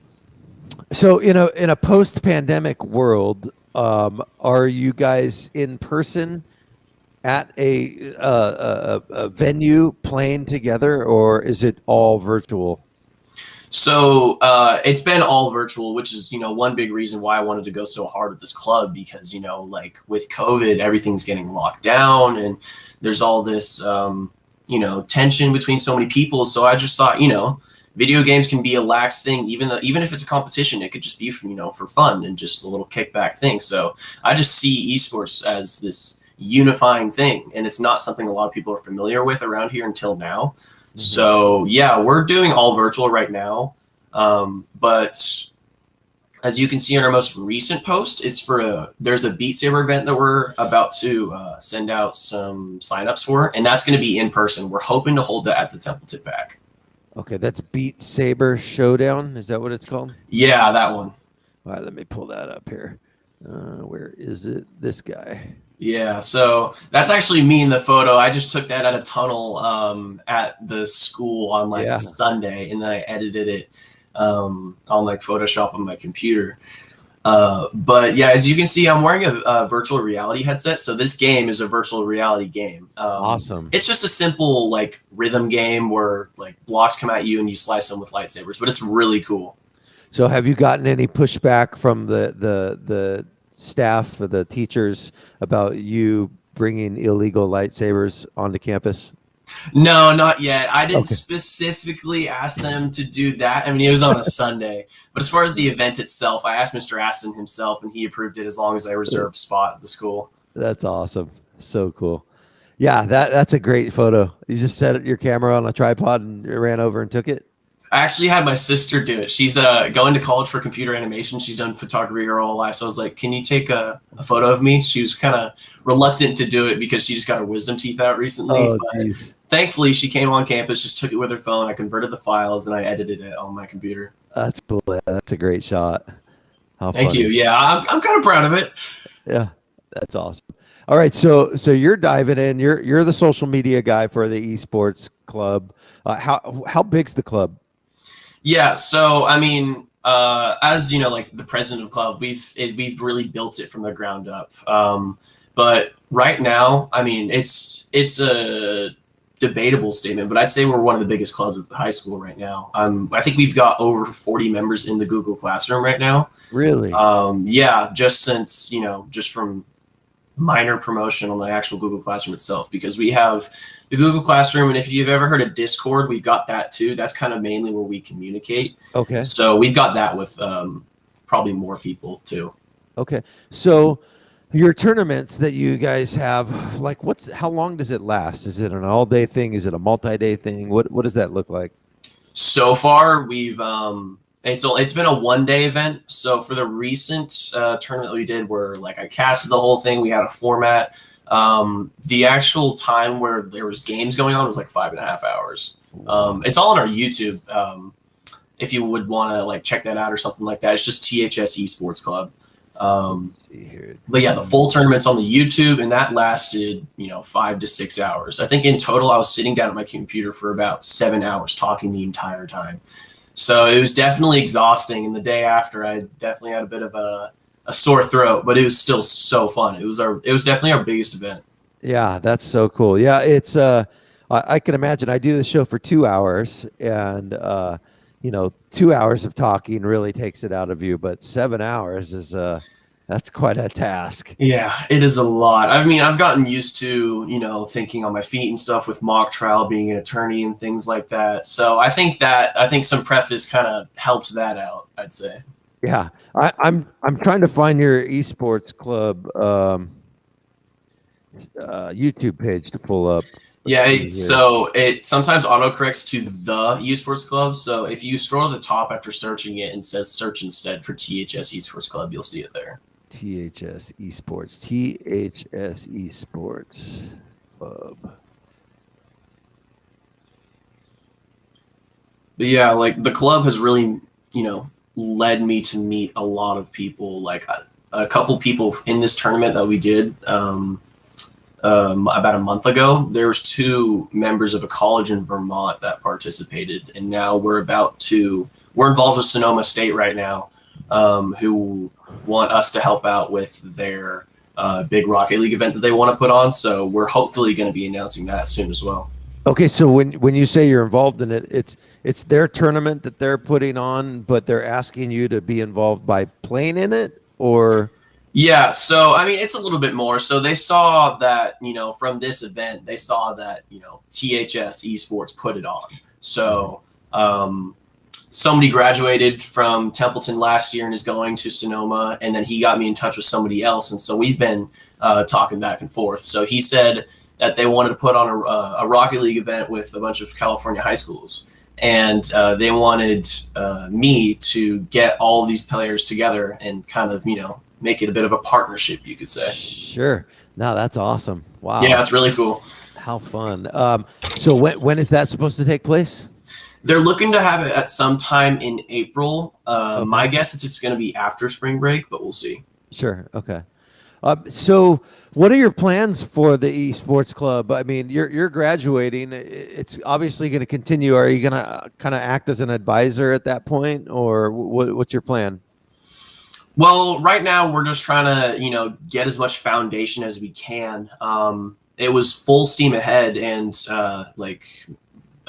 Farley and Mr. Mack are really involved, and they really see potential with this club. So they actually offered me a chance to convert it more from a club to an actual CIF organization, and it was something I was thinking about from the beginning.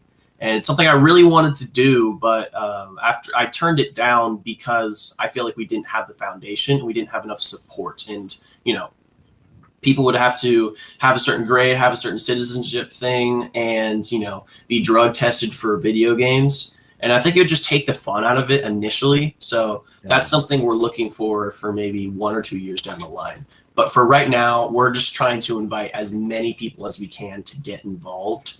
And then I'll hand the reins to somebody else, and they can take it in their own creative way. Yeah. So what do you plan on doing after high school? Interestingly enough, I went to Northern Arizona University in November, and I talked to one of the media guys that just kind of runs the operation there, and I talked to him about esports, my plans for it, and what I'm doing with the club already.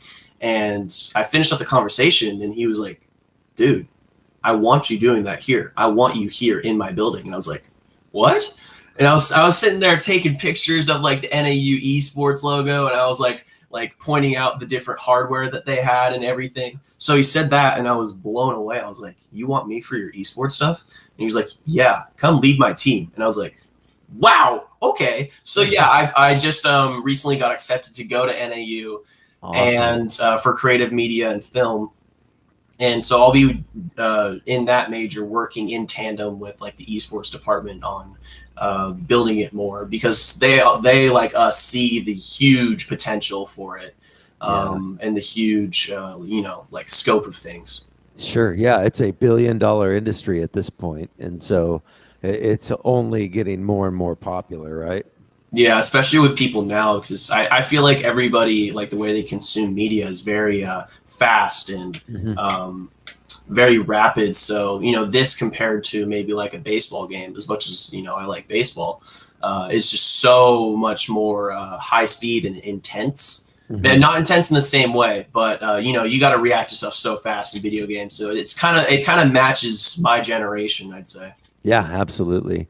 Well, that's cool. So your sister's in the creative arts, and you're in the creative arts. Yep.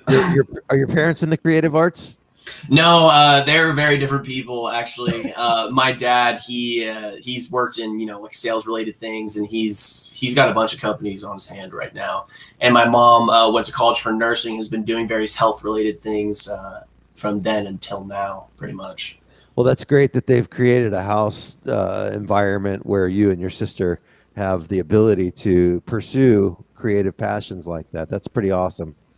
Yeah, it's really cool, and she's been able to work in tandem with our club too. Like I asked her to create our logo. We've got a special eagle logo. It's actually the profile picture for a couple of our things, and she actually created that for me. So yeah, we get to kind of work together, and I think it's pretty cool. So who created that? The eagle logo itself was my sister Lily Chirac. Okay, let me see here. That's this guy right there. Yeah, right? yeah, that's her. That's cool. Yeah, I think that's we might cool. have made a post about it. If you want to see it in a bigger scale, yeah, there it is. This guy right there. Yeah, there it is. There's my mom commenting "sweet logo" because she knows her kids made it. That's awesome. Dude, look at that eagle. That's killer. Yeah, I'm really fond of it. That's cool. We're Oh, hoping that- to put it on some merch soon. I was gonna say I want that on a shirt. Yeah, so believe it or not, this club actually led me to get sponsored by a company called Gamerware, and they're just like a small like clothing company directed towards gamers, you could say. And so being an affiliate, I got an email the other day saying, "Hey, it's your time to create some merch with your brand." So I was like, "Whoa, okay." So I just submitted that logo and a bit of an idea for a shirt. Yeah. And hopefully soon people can start buying t-shirts through their website, and maybe we can look into making hats, because we have an embroidery machine at the school that we have access to for like engineering students. Okay. So hopefully we'll get to do that. So yeah, I mean, we've got big ideas, and I've got big aspirations and hopes for this club for sure. Yeah. So how do you keep yourself organized? Ooh, I mean, one thing with the club is that I just keep on moving, and I just keep on working on things. I'm constantly editing pictures and videos for it. But honestly, as far as organization, it's all mental. I mean, I've got our plans and stuff written down with bullet points where everybody can see it in our Google Classroom. But I usually just keep it, like mental. The only problem I have with this club is that I can't. I'm not very good at communicating like my like what I want people to do and my ideas for them. So I'll just try to think out loud in front of them, because that's the best that I could do. Yeah, no, I think that's the way to do it, right? Create that environment where everybody can just throw things out and not be judged, and have that collaboration, the active collaboration, if you will. Yeah, that's what we've really tried to do with meetings, where it's very discussionary, and I'm really fond of it now. That's great. All right, I got a couple more questions here. Your gaming console, what do you game on? All right, so there's a bit of a war between PlayStation and Xbox, but I personally play on Xbox if we're leaning to the side of things, but I also play on PC as well. Okay. All right. So Xbox and PC, and then for your creative digital stuff that you're doing, are you PC or Mac? I'm definitely PC for that one. I'm pretty sure you're using a Mac, so I don't want to throw any kind of shade, but I'm very much a PC and like Windows side of things. Okay. All right. And so Adobe products? Yeah. I'm using all the Adobe programs. I'm in graphic design too, so we got to take home like computers made for this. So like my computer, I don't have the money to upgrade my computer yet. So, and Adobe's super expensive. So I've just been using the school stuff and transferring flash drives between computers pretty much. So the school gave you a computer to use at home? Yeah, for all the graphic students. So I've just been, using it for school and also my club. Oh, that's awesome. Well, so, okay, what's your schedule like, your class schedule right now? So I've got kind of weird like free periods. Like on white days, I have a free period first, and then I have a full day. And on green days, I have 2 periods, and then I have the rest of the day off. So it's kind of strange. But usually, I mean, I'll just I'm always trying to kind of pack my weekdays. So I think right now with this new schedule, I just go to school, and then once I finish, I come home, work on homework and esports, and then I go to either work or I go to like soccer, and then I'll come home and continue to work on like esports or something like that. So you're doing soccer as well? Yeah, that just recently kicked off. We've got a game next Tuesday actually against Tascadero, which is pretty exciting. That is cool. So how many hours a day are you spending on esports? Before now, I was probably spending, on average, probably 1 or 2. I mean, I don't know. There are some days where I would work like 4 or 5 just because I was so into it. But other days I work only 1 just because of time and stuff like that. Like if my mind ever sits still, I think about esports and I think about what I want to do. Like it's always on my mind. Now, how much time do you spend a day actually gaming yourself? I actually spend less time gaming than working on the club. I usually play with my buddy who lives in Minnesota. So we get on at night usually, and we'll just run a quick couple games with each other just so we can catch up and stuff like that. We play it recreationally. Yeah. Now you guys are obviously talking to each other the whole time you're doing it. Yeah, I mean we've got like our headsets on and our microphones hooked up and everything. Okay, so music or no music playing in the background? That's a really good question. If I'm playing with people, I don't go music, because if I'm hearing, you got your game audio, you got another person talking, you got yourself talking, you got music, and it's too much. I can't multitask very well. I just like to zone in on one thing, so I can't do that very well. But like if I'm running something where game audio isn't too much of a necessity, I'll just run either some like lo-fi or a bit of just like rap in the background to I guess hype me up a little bit. All right. And so do you listen to music when you're actually doing work? Like yeah, I do. I mean I try to listen to stuff without lyrics, or else I'll focus on the lyrics and try to like sing the song and stuff like that. Yeah. So I've been actually listening to a lot of rock recently. Not a lot, but like a YouTuber that I follow puts out his own music content, so I've been listening to that recently, and so it's gotten me a little bit back into the guitar. Who's that? So his name is actually Harris Heller, or his YouTube channel is like Alpha Gaming. He's just a pretty cool guy. He's been in the streaming business for a while, and he's got really good advice on taking your social media persona and acting on it as if it were a business instead of just like a passion project. Sure. Yeah. And so he creates copyright free music on Spotify, on his website, and it's called Stream Beats. It's aimed at streamers. They just came out with a rock album called Demon, which I'm pretty fond of. Oh, that's cool. Huh. That's crazy. Okay, so do you talk about how your streaming capabilities work? What platforms do you use to put it all together and put it out? So I use all PC for this. I really have to make do with what I can, just because of my computer not being extremely powerful. So I have but I've got a software called Streamlabs OBS, and Streamlabs is a separate thing and OBS is a separate thing, but they basically just went and put it together in one program. And basically how it works is you can just set up scenes, and then there are things within that scene. So you can see it on the entire Twitch stream that we did is on our YouTube.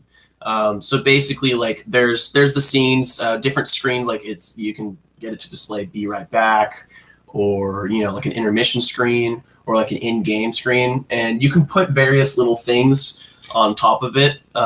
So if you just set up the scenes with different displays in there, it's actually pretty simple. I didn't explain it very well, but all you do is set up the scenes and then hit live, and you got people in your chat. It'll show them they subscribe or follow, and it's saved all on our YouTube.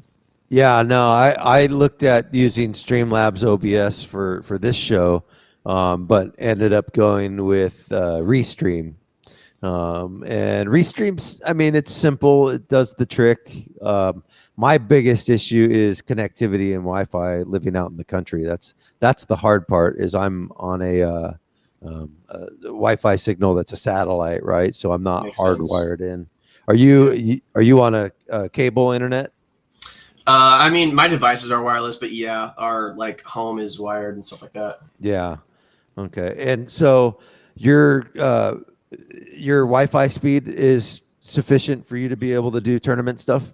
Yeah, I mean, the only time I ever have problems if everybody's streaming something. I mean, I live in a family of 6, so and everybody likes to stay occupied with what they're doing. So if people are watching Disney Plus and watching Netflix and watching YouTube, then it'll kind of tank the internet a little bit. But I just asked everybody to get out of the house on the tournament day, and they're like, okay. So it was just fine. That's awesome. How cool. Well, Jack, thanks for spending time with us this morning. I want you to do me a favor and please come back anytime that you have something that you want to promote. I do want to dive more into actual like a game. Like I think what was the game that you said that you're playing, the Saber? Oh, Beat Saber, yeah. Yeah, so I want to talk more about that as you guys get closer to that. Do you know when that's going to take place? I'd say a bit of a ballpark. We're aiming to have the actual event before spring break, which is mid to early April. Yeah. Okay. Well, yeah. Please come back on as it gets closer. We'll talk about that and maybe set up some screen sharing capabilities, and you can actually walk us through a game. Yeah, I would absolutely love to. Thank you for the opportunity, and thank you for having me. Absolutely, man. I appreciate you coming on. All right. Have a good day. Thanks. You too. See ya. All right, that's Jack Chirac from the Templeton Esports Club at Templeton High School. It's fascinating. It blows my mind that we're in a day and age where these kids can pursue the things that they're passionate about and be supported by adults, and have fun. And then have also the potential to make something more out of it, which is really cool. So, Anthony, are you a gamer? Yeah, kind of. I have been in this last year, obviously, through my situation. I've been out of work for the last year. I like to play. I have an Xbox One, and I also have an Xbox 360. So I like to game every once in a while. And what's your go-to game? Right now, it's been NCAA College Basketball 10 on Xbox 360. I'm kind of a basketball junkie, so I like basketball. So, all right. So, Lakers, Clippers, or Warriors? Lakers for sure. I've been a Laker fan all my life. So, I like the Kobe's and the Shaqs. And all the greats from the 70s, Wilt Chamberlain, Magic Johnson, all those guys. Yeah, for sure. Yeah. I definitely am a Lakers guy as well. Although I did have a really good friend in the 90s when we were growing up who was a Warriors fan. So I had the opportunity to go see, the Warriors play in the early 90s, late 80s, which was really cool. And they had a good little run there. They didn't win anything, but it was fun to go to those games. But yeah, Lakers are like, you grow up. My favorite Laker of all time is Michael Cooper, right? I mean, there was nobody that could shoot the 3-pointer like him, and he had the high socks going. I love that guy. So yeah, Lakers. We had a great run in the 80s, 90s, and 2000s with all the superstars that they had, huh? Yeah, kind of the star of my time is Kobe Bryant. May he rest in peace. And so I've just kind of tried to play my basketball games and trying to curve my skills kind of based on him, although I played a center and he was a guard.